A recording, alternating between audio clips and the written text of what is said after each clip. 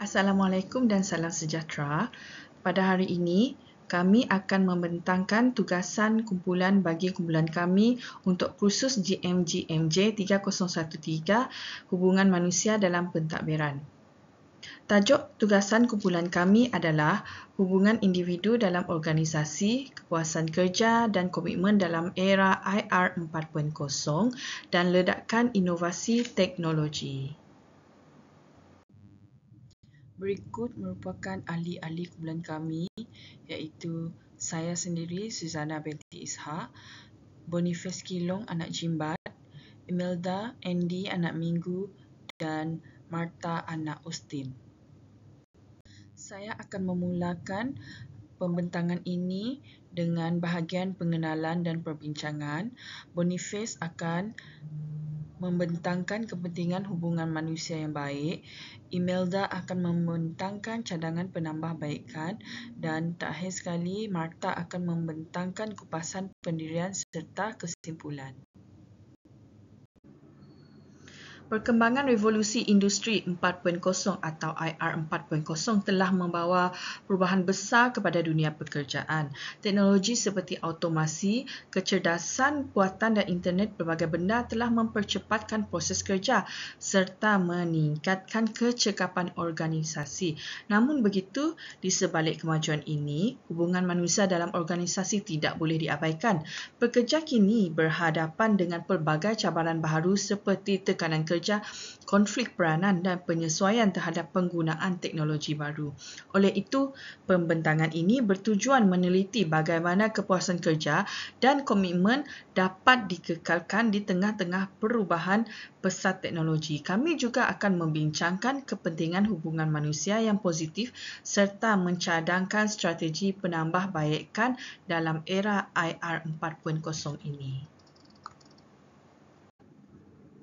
Seterusnya, kita beralih kepada perbincangan iaitu yang pertama, kepuasan kerja dan komitmen dalam konteks IR 4.0.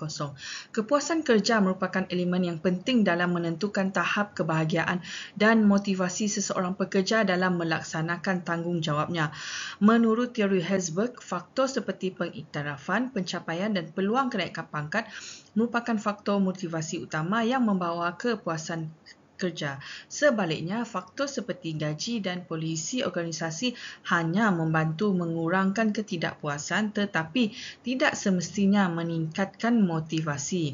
Dalam masa yang sama, teori komitmen Meyer dan Allen juga membahagikan komitmen kepada tiga jenis iaitu komitmen afektif iaitu keterikatan emosi terhadap organisasi, komitmen normatif iaitu tanggungjawab moral untuk kekal dan komitmen berterusan iaitu kerana kos organisasi yang terlalu tinggi. Dalam era IR 4.0, komitmen afektif amat penting kerana ianya mempunyai keterikatan emosi akan lebih terbuka untuk menerima perubahan teknologi. Sebagai contoh, Petronas memperkenalkan Digital Workforce Transformation Program yang melatih pekerja untuk menggunakan sistem automasi baharu. TM pula menyediakan Digital Upskilling Program bagi memastikan semua lapisan pekerja mampu menyesuaikan diri dengan kemajuan digital. Sementara itu, Maybank melalui inisiatif Future Ready Workforce membantu pekerja mempelajari kemahiran digital untuk kekal relevan. Kesimpulannya, IR 4.0 memerlukan organisasi bukan sahaja untuk menekankan kemajuan teknologi tetapi juga memastikan pekerja berasa dihargai, mendapat latihan mencukupi dan mempunyai motivasi yang tinggi. Isu perbincangan yang kedua adalah isu hubungan manusia dalam era teknologi disruptif.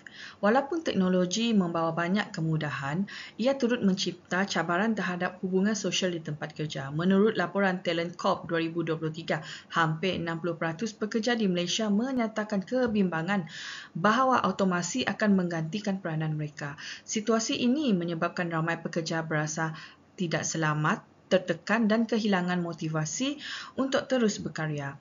Tambahan pula, komunikasi berasaskan maya menjadikan hubungan kerja semakin formal dan kurang mesra. Ramai pekerja berasa terasing kerana kurangnya interaksi fizikal terutamanya dalam sistem kerja hybrid atau jarak jauh. Sebagai contoh, di Maybank, peralihan kepada sistem menyebabkan ada pekerja yang berasa sukar untuk membina hubungan sosial yang rapat. Menyedari hal ini, banyak organisasi mula melaksanakan inisiatif Employee Engagement Program dan Wellbeing Initiative bagi menggalakkan interaksi antara rakan sekerja. Ini penting supaya suasana kerja kekal harmoni walaupun berasaskan teknologi. Seterusnya, saya serahkan pembentangan kepada rakan kumpulan saya iaitu Boniface. Silakan Boniface.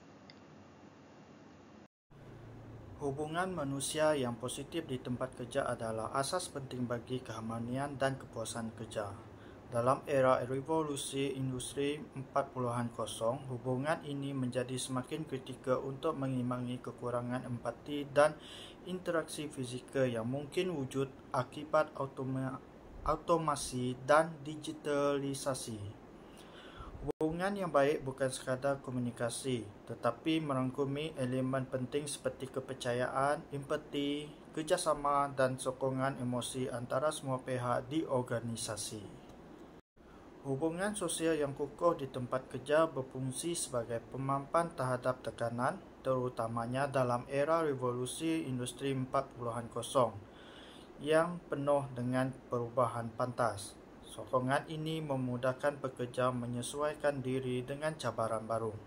Sebagai contoh, program Mentor Minty di TNB bukan sahaja memindahkan ilmu tetapi juga membina kepercayaan, seterusnya mewujudkan persekitaran kerja yang harmoni dan menyokong sepanjang proses adaptasi kepada sistem digital. Dalam Telekom Malaysia (TM), amalan komunikasi terbuka yang membenarkan maklum balas dua hala tanpa rasa takut berjaya meningkatkan keterlibatan dan rasa tanggungjawab bersama dalam kalangan pekerja.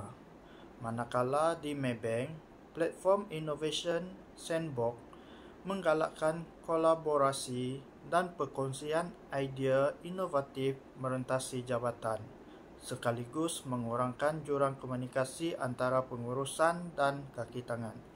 Inisiatif ini memperkukuhkan semangat bekerjasama secara kolektif.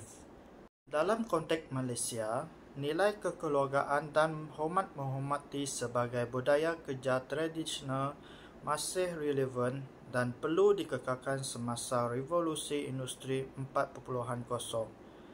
Majikan perlu mengimbangi teknologi dengan elemen kemanusiaan seperti penghargaan, pengiktirafan dan peluang pembangunan diri. Kesimpulannya, hubungan manusia yang lebih baik bukan sahaja menguntungkan individu, malah memperkukuh daya tahan organisasi. Organisasi yang dibina atas asas kepercayaan akan lebih mudah bangkit daripada tekanan, perubahan atau krisis.